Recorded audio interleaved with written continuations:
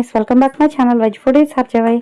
అప్పటికప్పుడు చేసుకునే బాదం మిల్క్ అండి, చాలా బాగుంటుంది. దీనికోసం అని చెప్పి ముందుగా ఒక గుప్పెడు బాదం పప్పులు, ఒక గుప్పెడు పిస్తా పప్పులు, ఒక గుప్పెడు జీడిపప్పులు తీసుకొని ఒక 2 నుంచి 3 యాలక్కాయలు కూడా తీసుకొని ఇలాచి ఇవన్నీ కూడా ఒక బౌల్లో వేసుకొని వేడి నీళ్ళు వేసుకొని ఒక ½ అన్ అవర్ సోక్ చేయాలి. ఈ సోక్ చేసిన వాటిని మీకు నచ్చితే బాదం పప్పులో పైన మొత్తం అంతా పీల్ చేసేయండి, లేకపోతే అలాగే వేసేసుకోండి.